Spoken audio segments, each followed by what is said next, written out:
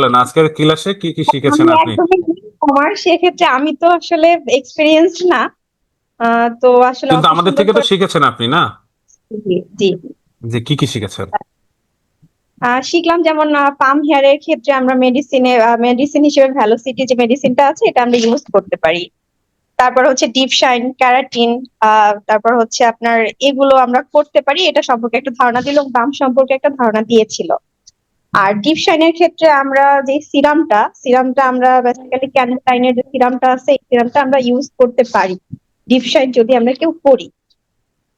তো হুম। আর হচ্ছে আহ আমরা যে চুলগুলো মানে রিবন্ডিং করি, তো অনেক সময় আছে যে চুল আসছে কিনা এটা আমরা অনেকেই বুঝি না, কত মিনিটস আমরা আসলে চুলে প্রোডাক্ট গুলো অ্যাপ্লাই করে রাখবো। তো আমাদের যে ট্রেনার ম্যাম উনি বললেন যে কারো চুলে 20 মিনিটে চলে আসে, কারো চুলে 40 থেকে 45, ইভেন 1 ঘন্টা, 1.5 ঘন্টা, 5 ঘন্টাও লেগে যায়।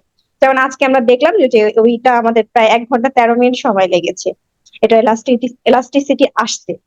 তো সেটা কিভাবে করতে হয় সেটা ম্যাম আগের দিন আমাদেরকে শিখিয়ে দিয়েছেন, তো আজকে দেখলাম। তো লাইভ ক্লাস করে আসলে বুঝতে পারলাম যে আসলে কিভাবে করতে হবে। শিখেছেন? আমাদের ক্লাস কতটুকু শিখেছেন? আলহামদুলিল্লাহ খুবই ভালো শিখেছি ভাইয়া। আমি আসলে আপনাকে অবগত করতে চাই, আমি জাতীয় মহিলা সংস্থার বিউটিফিকেশন ট্রেনার হিসেবে কর্মরত আছি। তো আমি কিন্তু মানে জানি বা কখনো করা হয়নি আমার।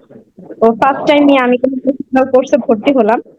তো যেটা আমি ভেবেছি অনলাইনে আসলে অতটা হয়তো শেখা, কিন্তু আমি অনলাইনে শিখিয়েছেন।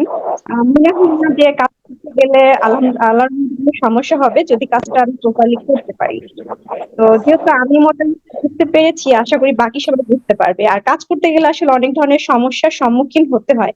তো সেটা আমরা যখন কাজ করব তখন দিন দিন আসলে আমরা ইমপ্রুভমেন্ট করতে পারবো। কাজ না করলে কখনই আমরা আসলে আমাদের কোন ভুল ত্রুটি আছে এগুলো আমরা ধরতে পারবো না। তো ওভারঅল মিলে আসলে যতটুকু ক্লাস করেছি আমি সবটাই বুঝতে পেরেছি, আমার ভালো লেগেছে। এখন কাজ করলে বাকিটা আমি আসলে বলতে পারবো। থ্যাংক ইউ ইনশাল্লাহ। ভাইয়া। আচ্ছা, এবার